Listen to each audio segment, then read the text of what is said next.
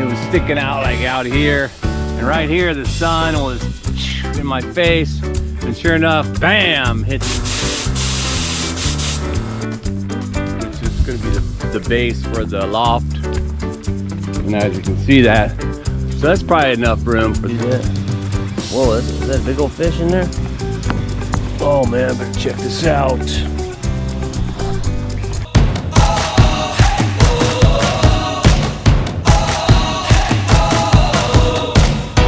We're starting here, starting right now. 1, 2, 3.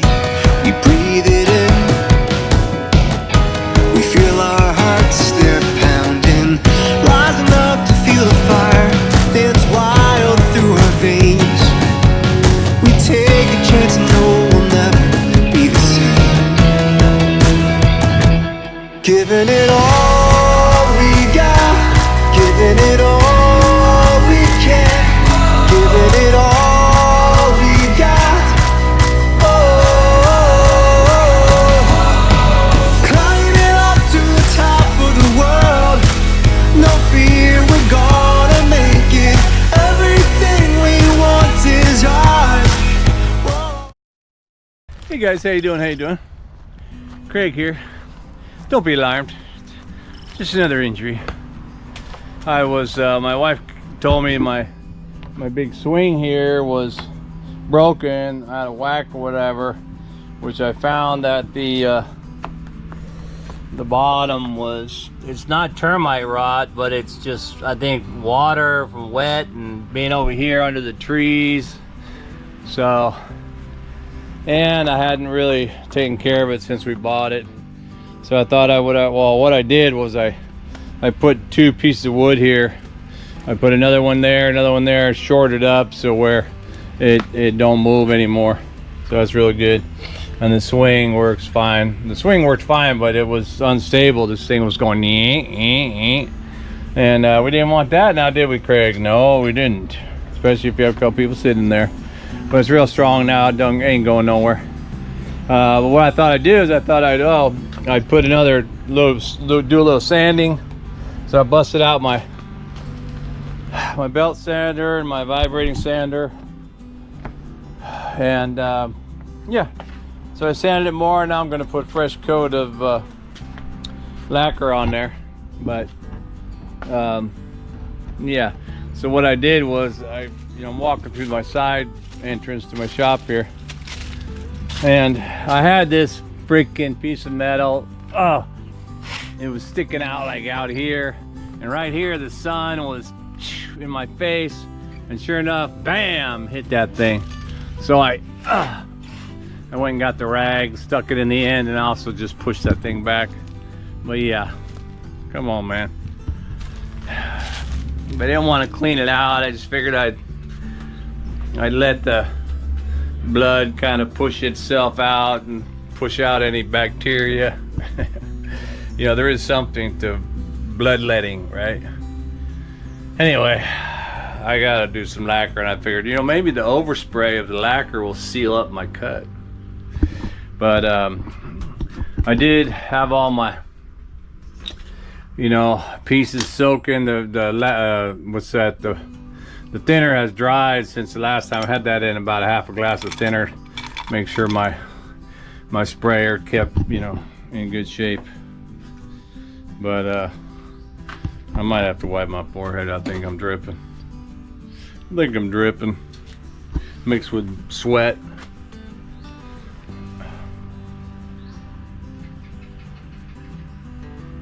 You remember how blood mixes with sweat, right? Or with water, and it gets a lot more. I don't know if I told you that story, but maybe later I'll tell you that story of when I had when I cut my head all up, and it was like in the rain. It was like, you ever watch the movie Carrie? And she's like, just got that bucket of pig's blood dumped on her head, and she was just all, and the sprinklers were going and stuff because she created a fire, which triggered the sprinklers in the dance. and all the sprinklers mixed with the pig blood. It was just, yeah, you can see that movie. That's kind of what I looked like that day. Anyway, different story. So let me get this situated, set up my sprayer, get my compressor over there and do a little on there. All right, man, back at you. Yeah, okay, so I'm really just gonna mix it up. I got some thinner here. So number 6 clear lacquer, primarily for wood, and then some the old wood stain. And you know these things, these sealed lids, right? Well, the lacquer one I take off because, you know, I want to pour enough lacquer. But the thinner one, I usually just punch a hole in it, because with it totally open, if I pop that off of there, this can will evaporate pretty quick, man, even with the lid on. I mean, it's only half full anyway because of the fumes, right? That's why they pack it. So I'm gonna put some lacquer in my old can, and I'll probably fill it about halfway, and then I'll just add a little bit of thinner just to make it pour better, or spray better, I mean, thin it out. And then I actually mixed the stain right in there with it. Hold on, how am I going to scoop that out of there? I guess I could use this glass.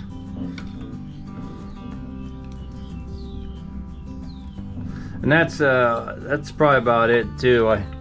With the lacquer and the stain, you know, about a 60-40, maybe a little bit more. Yeah, about a 60-40, and then I'll mix it all up so it's nice, and you can see it's almost like liquid. Some lacquer that you buy is really thick, and you definitely need to put all that thinner in there. Some other lacquer is actually just ready-made. You just spray it, it's thin enough. But even that kind of lacquer, I thin it out a little bit. I don't think there's any harm in thinning it out. You know, especially for these spray guns. These spray guns from Lazada, you know, they're not full high tech. So they tend, I think they're probably more prone to get clogged. But I got it hooked up. Fair enough. I'll just pour some in there. Actually, you know what? I should have poured some thinner only in there first. I think I'm gonna have to try and do that. Whoa.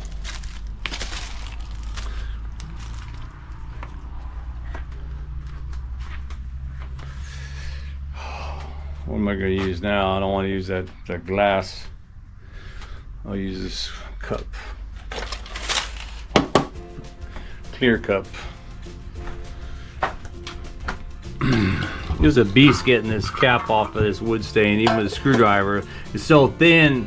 It's so, where am I at? It's so thin here that it doesn't pop off. The lip comes off and straightens out before the dang thing comes on. So I'm gonna have to figure out how to get that back on there good.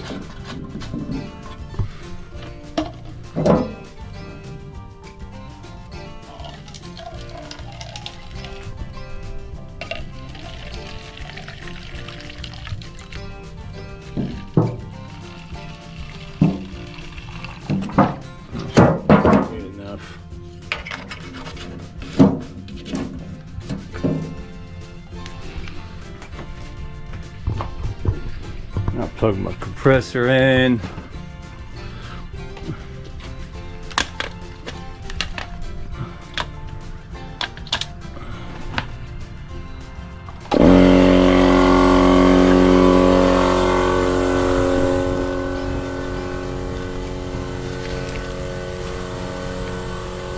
automatically shut off when it's got enough air ready to go.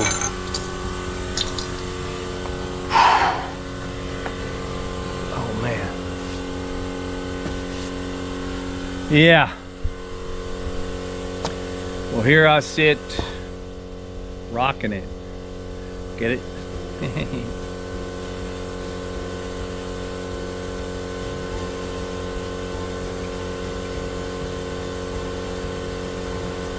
Meh.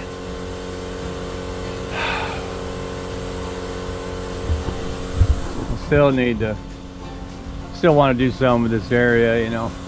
Trees are getting bigger, so they're getting stronger. Might be very well to support that swing in there. Although I saw that other area over there, it looked like it was also good for a swing. What I really need to do is remove this termite mound. I blasted with water and chopped that and all that stuff, and you know, it's no wonder you can make houses out of that stuff. I've seen the videos where the guy smashes the termite mound and then mixes it with water and stuff like that, and then just makes bricks out of it or whatever. Solid as a rock practically. Yeah.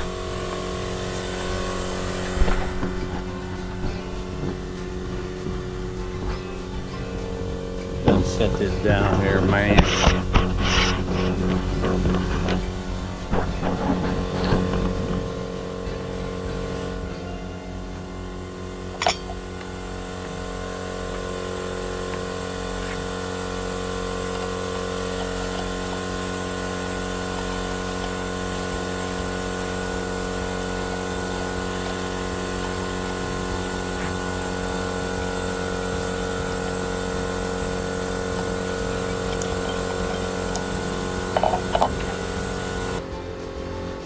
Yeah, I was like, dude, why hasn't it shut off? Why isn't the pressure coming out of my thing? Of course, I had the valve open over there, the release valve, because you know, after you use the compressor, especially these smaller ones, after you use the compressor, you need to purge all the air. Purge all the air out of there so that it doesn't, you know, press on the seals and stuff, because these small compressors, or even these, you know, kind you buy from Lazada or whatever online, they serve a good purpose, but they're not, you know, an industrial compressor that can handle retaining its air and stuff. You know, you need to release all that air in there. And as is, I usually just go psh, and I walk away. And so I need to remember to close that. Otherwise, meh. Now I got it. Now I got some air in there.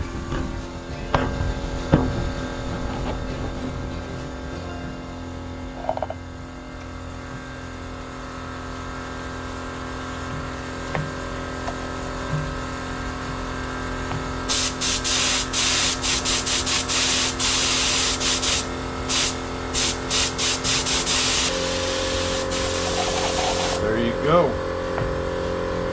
Alright, well, looks like I could probably get to doing it. I'll wipe that down, yeah.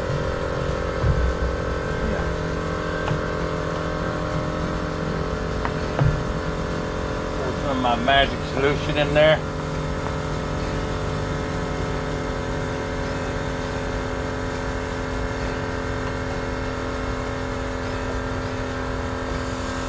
I don't fill it up all the way. I usually just kind of give it about a half a cup.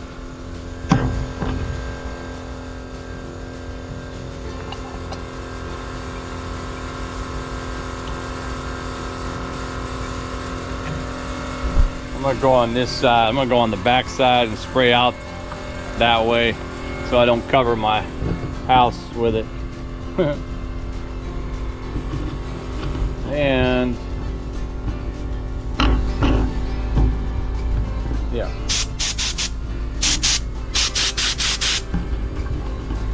Let's go here first.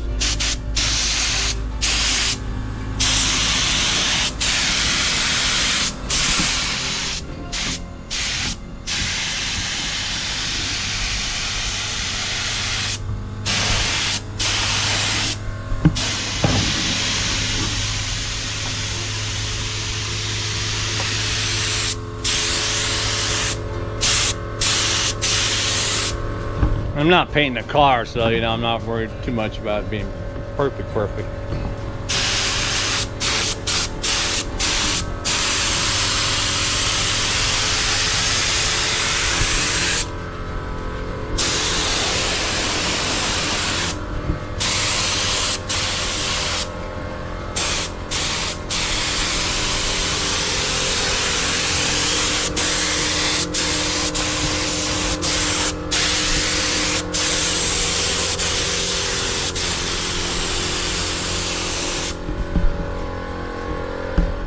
It'll be a little bit darker, which is cool.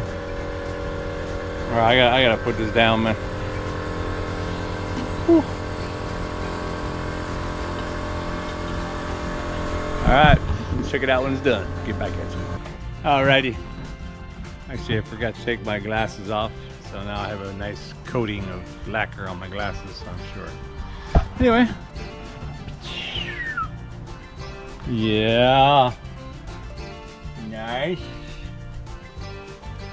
So it's got that, you know, it's even though it's lacquer, it wasn't the high gloss lacquer you can buy, just regular lacquer. And then when you add that stain in there and you add a little bit of thinner in there, it thins it out, almost gives it like a matte finish when it's dry, or semi-gloss maybe. Whoa. But yeah, I like it.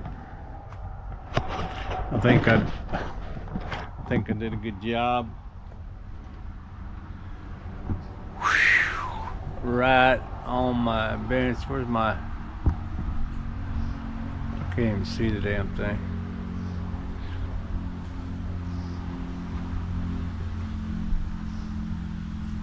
There's my thumbnail.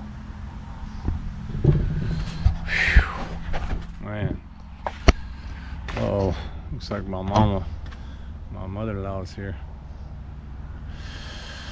All right, well, let me get back at you and see what else I can get it to. Oh, yeah, well, I had to take a break, go get my hair cut, you know. It's actually the next day because I needed to rest. I still do. It's funny though, when I went to get my hair cut, the same guy always cuts my hair, and I had that cut on my head. It's all healed now, really, for a day or two. But he's started to cut my hair, and he's like, again. I was like, yo, bro, you know, because he's cut my hair really short before, like bald almost. So he sees all the dings I've had from the last 2 years of dinging my head. But I did manage to, let me get back here.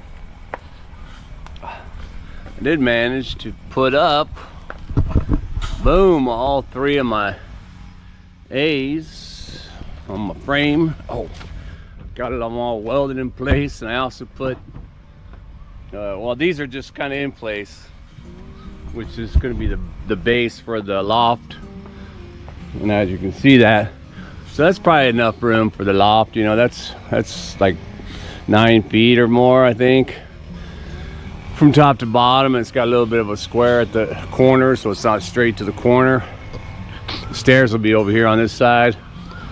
Probably only going to make the stairs about as wide as like a ladder. It don't really that bottom rung. I don't want them to take up too much space, but what I had to do, and mind you, you know, DIY takes on a whole new meaning when you're DIYing it, especially if you're going to do roofs, steel roofs. So I got them all in place. I used that that little cutoff section as the crossbar for the support. I anchored this one down a little bit with a wire, as well as this one, to kind of keep it true while I welded it in place, you know, because I didn't have anybody to hold it or this or that. And anyway, I put up these extra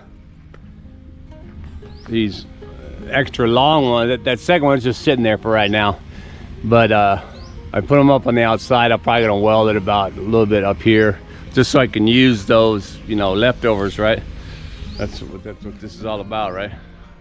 Using my leftovers where I can. The A-frames, of course, are not, and the new deck or for the loft are new, and there'll be more new, but anyway. So, but I've been puzzled. Step back here. Oh, and you know, and challenging myself to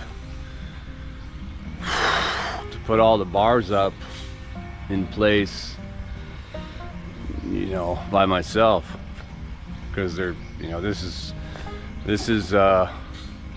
7 meters or more long, so it's longer than the 6 meter. It'd be perfect if it was just like just under 6 meters, because then those lengths of bar, they all come in 6 meter lengths, almost all of them. And then if I could just lay them up there like that, it'd be fine. But as it is, what I'll need to do is I'll either need to separate the two roofs. They're kind of separate anyway, but I mean, as far as the cross braces, I'm either going to need to separate them and do that side and then do this side, or I'm going to need to weld on the extra meter or so that I need to make it one length. I'm inclined to have it one length because it just feels better that way, but and then the thing with the longer length is the task of, you know, getting it up into position. I thought of, well, if I put a crossbar in the middle of the A-frame, like right down on top of that middle rung, then I could use that bar as kind of a pulley point where I throw a rope over it, like when it's over here, and then I could tie the rope like to the bar, and then hoist it up into where it should be, where I can then, you know, weld it in place. It's some little Greek ingenuity there, but yeah, that's what I was thinking. That I could pull that side up, and I could go over and I could pull that side up. I wouldn't even really need to weld actually a bar in the middle. I could just put the bar in the middle, you know, put a couple pieces of bar, one long one here, one long one there, just so I could use it as that, you know, point where I could hoist it up. I mean, if I was more agile and more confident in the metal, I could put one on it and then step on that one and go to the next one, step on that one, go to the next one, and kind of walk up the thing. But nah, no. That's 66 years old and somewhat accident prone when I'm not paying attention. Yeah, that might be disastrous. So, in an effort to minimize my personal injury and risk, I have to rely on the big gears for, you know, figuring it out. I was thinking about it last night and all that. I kept trying to draw it out and stuff. I think the rope over is probably gonna be my best bet, but I'm getting there on this one. I got there. These are 6 meter lengths. In hindsight, I probably don't even need that, because I was going to use these for here, which I still could if I wanted to put them on here. I could just use one, and, you know, like I say, if I was only going to do this part and then this part, I could use these for here and then just weld it on as it goes across, you know. But I do need, because at first I thought I could weld a bunch of this together, the leftover stuff of this one, and use it for here, but I need more here. So these 1, 2, 3 was 6 pieces. I think what I'm going to wind up doing is I got to move it over, and then I'll just go ahead. I just laid them up here so I could see how it was going to fit. I'm going to cut all these, so I'll take them down again and I'll cut them to length so I can use them, and I think this will be a much proper deck. It is kind of to me, it's kind of a wider span.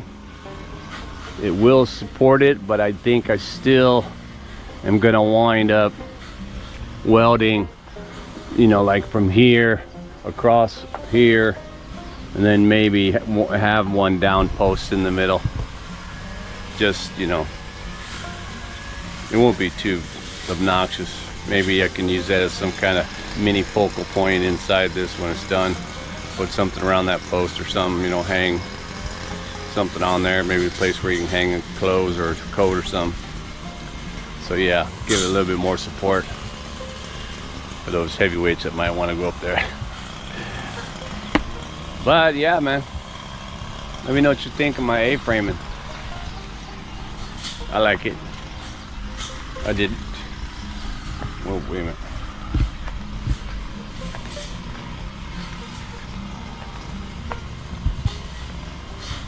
I have been added more of that end of the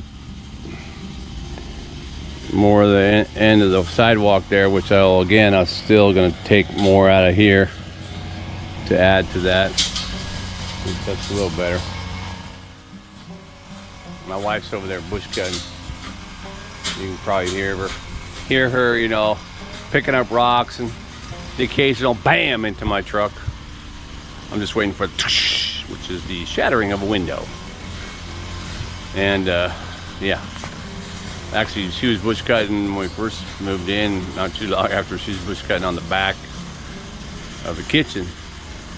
I was like, yo man, watch out for the rocks. And no sooner said than done. Than I was sitting at the kitchen table and the window was open and a rock went, and it went right through the window. It cracked a hole in the window. And I was like, see, that's what I was talking about. It's like, dope. But more importantly, those rocks that come flying back up, man, hit you in the cheek. I had that one hit me in the tooth or in the lip or something. I've had them hit me in the head before, hit me in the glasses. You know, I probably should wear a full, I mean, safety-wise, right? Full face shield and earmuffs. I definitely wear my ear protection.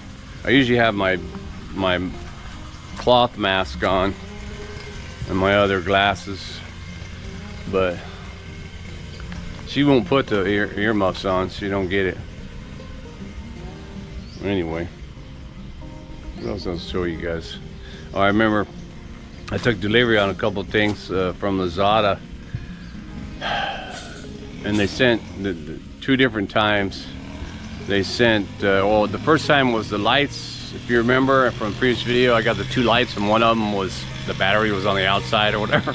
So they refunded me 500 baht on that, and I sent it back, and or they picked it up. And then I bought this flex tape strip for the radio in my wife's car because I messed that strip up, and they sent me the wrong one. Actually, they sent me 10 of the wrong ones, so they refunded me. But what I found out was, the fisher over there chewing up the puck bone, was that they didn't refund, or they're trying to refund my wallet. And I have a couple accounts in Lazada, and that's a problem. They tell you that if you have a wallet activated in one of your accounts, then you can't have it activated in another account because it uses the phone number. So you have to deactivate your phone number, which is not seemingly easy to do, in order to put the phone number on that account wallet, because my refunds went to that account. And I was like, God dang. But then they finally, the Lazada sent me a thing that shows that you don't have to do that. Now you can refund it. You can make it refund to your bank. I mean, usually I always refund to my wallet anyway, but on the account where I don't have a wallet activated, can't do that. But on the PC, like on my computer, you can click through there saying, yeah, I want to do it this way, and then it'll give you a QR code, and then you can just go to your Lazada app on your phone, hit the QR code, and then pick your bank, whatever, and it'll send to your bank within 1 to 3 days. So that was about 1,000 baht, I guess, in a refund, because that ribbon strip was also almost 500 baht. So it's good to know that I can refund back to my bank instead of my wallet. Although I like having the wallet because, you know, when I go to pay, just automatically boom, boom, boom, it's paid. I don't got to worry about it. My bank's attached to my wallet. You know? But yeah, I've been trying to figure that out for a few days, trying to figure that out, how to get the dang money out of the refund process back to either my bank or And I wanted to just see if I got 2 accounts. Can't you just put that money into my other account? And they're like, no.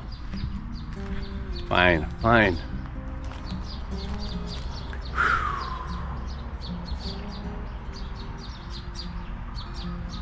Yeah.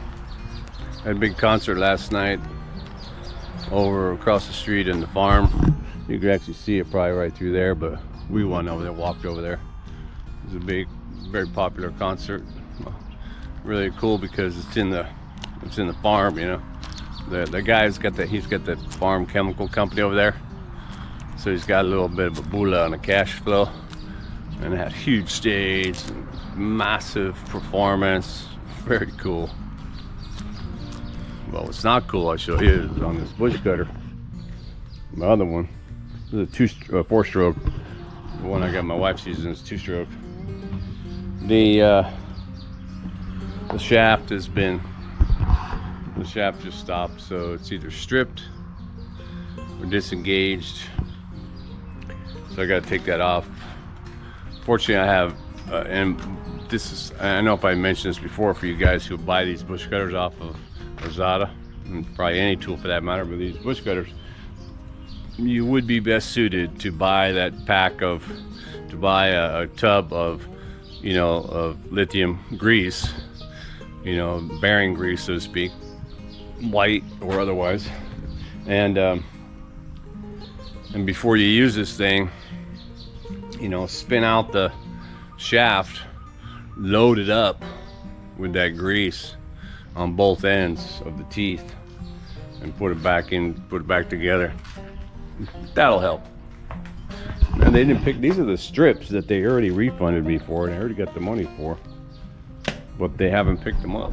Usually they pick them up like in the same day. Anyways, yeah, a little preventive action. Same with any of the other tools, like your chainsaw or this or that, whatever you buy from Lazada. If it's got points in which you think are probably greased, then you should grease them before you even use it, because the amount of grease they put in there is not going to be much. Everyone I've taken apart just got scant little finger dip of maybe some grease. But yesterday, heard my wife yelling again. When she's yelling loudly, it's usually a snake, and sure enough, the cat was right over here. She was up on the balcony up there, and she saw the snake fighting with what she said was a cobra, which it probably was, because she said the snake was barking at him. So, and the cobras bark, the spitting ones. So I came down and tried to sort it out, but the cat had already split, and then the snake probably took off. So I didn't get it. Although that said, my wife also, another snake encounter. I don't know if it's still there. I left it there because I figured, you know, the fish can eat it. So a water snake. I was out here, my wife had laid like a gill net, little gill net she bought, see how that would work for her. So she laid it out along the sala on the side over here, and it wound up catching a snake in it. I guess he tried to get through, he couldn't get through, and he was like, "Ma!" And then what happened was, I mean, obviously he probably died. He probably died, or trying to get himself out of there, he severed himself. Because when I went and checked, she goes, "There's a snake in the net." When I went and checked, his whole head and everything was gone. So I figured, well, if his head and everything's gone, it's because he's been eaten by the fish, man. You know, dead animal. Still there? Oh, no, but I do got dead fish in there. What is this? I see dead fish in there. I have to tell my wife to come get her net, man.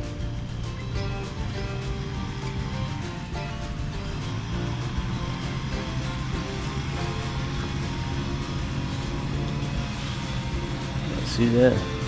Whoa, is that a big old fish in there? Oh man, I better check this out.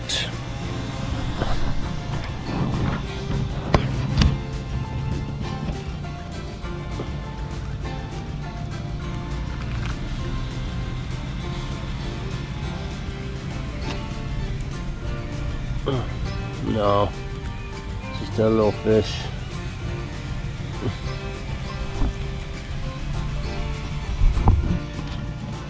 But yeah, there was a big old water snake stuck on the net right there. And now he has literally probably been eaten alive. It's all gone.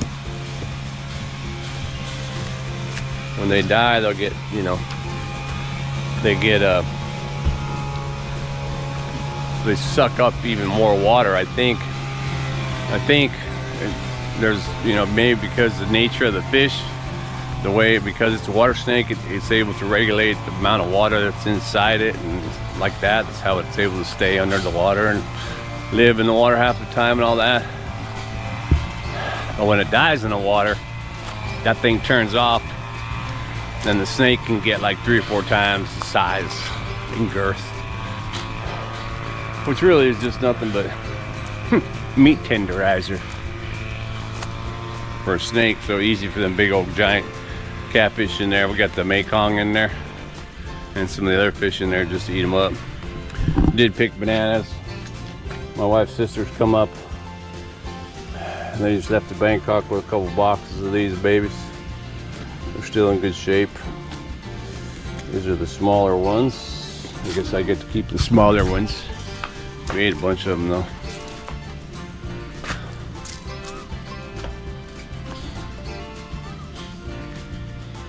Yeah. My wife's been cutting the tree tops of the sadal, mostly by taking all the sadal, but also giving it some more room. You can see those flowers right there. Already, as soon as you cut the branch, you know, within a day or two, they start spitting out all the fresh things of sadal that everybody likes. I'm not a big fan, but of course I don't eat a ton of it, you know. Anyway, man, I think that's about enough for my little update here on the Thai farm. Glad I got that bench sorted out. Made some good headway on my what they call that, my Krabby Shack Chateau over there. And I'm trying to relax the rest of today because I need it, man. I need to relax for a minute. All right, well, hey, thanks for watching. And keep watching for more action here on my Thai farm.